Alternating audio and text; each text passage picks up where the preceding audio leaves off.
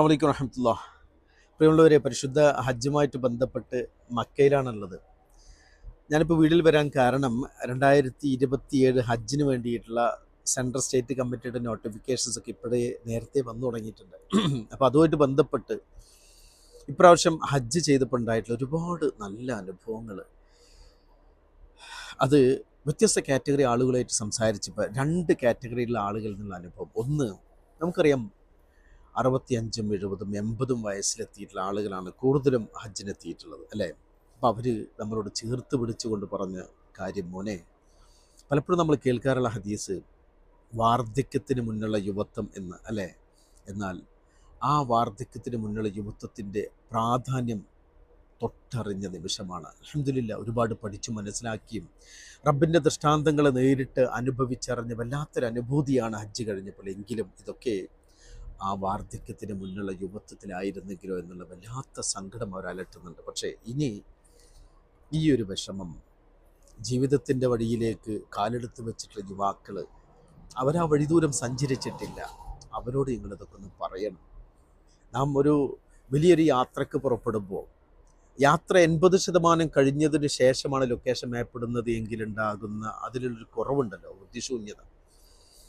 നാം നേരത്തെ യാത്രയ്ക്ക് വേണ്ടിയിട്ടുള്ള ബ്ലൂ പ്രിൻ്റ്, എവിടെയാണ് പെട്രോൾ സ്റ്റേഷൻ, എവിടെയാണ് ഭക്ഷണത്തിന്, എവിടെ ഏതെല്ലാം റൂട്ടിൽ ഡൈവേഷൻ ഉണ്ട്, ഇതൊക്കെ നേരത്തെ അറിഞ്ഞുകൊണ്ടുള്ളൊരു യാത്രയുണ്ടല്ലോ എന്നതുപോലെ ആ പ്രായമായിട്ടുള്ള ആളുകളെ ചേർത്ത് പിടിച്ചുകൊണ്ട് പറയുക, നിങ്ങൾ ജീവിതത്തിൻ്റെ ആ ഓരോ ചുവടുകളും മുന്നോട്ട് വെക്കുമ്പോൾ ഇവിടെ നിന്നുണ്ടായിട്ടുള്ള ഹജ്ജിൻ്റെ വല്ലാത്തൊരു അനുഭവിച്ചറിയൽ ചെറുപ്പത്തിൽ പ്രസരിപ്പോടുകൂടി ചെയ്യുകയാണെങ്കിൽ അതിലുണ്ടാകുന്ന വല്ലാത്തൊരു അനുഭൂതി, അവരുടെ മുന്നോട്ടുള്ള ജീവിതയാത്രയിലെ അവരുടെ ഭാര്യഭർത്തൃ ബന്ധത്തിൽ, കുടുംബ ബന്ധത്തിൽ, മക്കളിൽ, ജോലിയിൽ, ഓരോ വഴികളിലും ഇതൊരു വലിയ പ്രകാശദീപമായി അവരെ വഴി നടത്തും. അതിലൂടെ ഉണ്ടാകുന്ന വലിയൊരു തലമുറയുടെ സൃഷ്ടിപ്പിന് വലിയ കാരണമാകും എന്നൊക്കെ പറഞ്ഞ് അവസാനിക്കുന്നില്ല.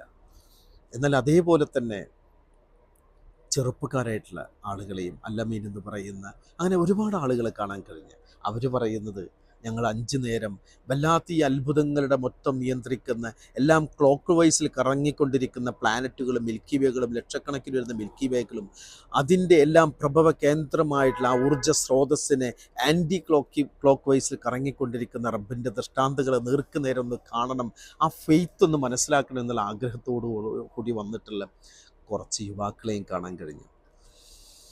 അങ്ങനെ ഒരുപാട് അനുഭവങ്ങൾ. ഇന്നലെയും ഹറമിൽ വെച്ച് എത്തിക്കാഫിരിക്കുക, അവിടുന്ന് പോരാൻ തോന്നുന്നില്ല. പക്ഷേ ഇതിനെയെല്ലാം പരിചയപ്പെടുത്തിയിട്ടുള്ള ആ മുത്ത് റസൂൽ കരീം സല്ലല്ലാഹു അലൈഹി വസല്ലം തങ്ങളുടെ ചാരത്തേക്ക് നാളെ മദീനയിലേക്ക് പോകണം.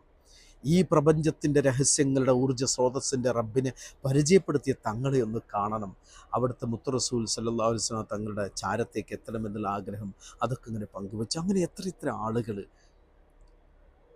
എക്സൈസ് ഓഫീസറായിട്ടുള്ള, റിട്ടയർഡ് ആയിട്ടുള്ള, വലിയ പൊസിഷനിൽ, പേര് പറഞ്ഞാൽ അങ്ങനെയുള്ള പേര് പറയാൻ അവർക്കും പ്രയാസം തോന്നുന്ന അങ്ങനെ വലിയ ഒരുപാട് ഉന്നതങ്ങളിലെത്തിയിട്ടുള്ള ഒരുപാട് ആളുകളുടെ അനുഭവങ്ങളാണ് ഇപ്രാവശ്യത്തെ ഹജ്ജിൽ നമുക്ക് ഉണ്ടായിട്ടുള്ളത്. ഏതായാലും 2027 ഹജ്ജിലേക്ക് ആ പ്രായമായിട്ടുള്ള ആളുകൾ, വല്യമ്മമാരൊക്കെ ഉപദേശിച്ച പോലെ നമുക്ക് ഏറ്റവും നല്ല രൂപത്തിലുള്ള തീരുമാനങ്ങളെടുത്ത് ഈ ചെറുപ്പത്തിൽ തന്നെ ഈ അള്ളാഹുവിൻ്റെ ദൃഷ്ടാന്തങ്ങൾ നേർക്കുനേരെ എല്ലാം അനുഭവിച്ചറിഞ്ഞുകൊണ്ട് ജീവിതയാത്രയിലേക്ക് സഞ്ചരിക്കാൻ സാധിക്കട്ടെ.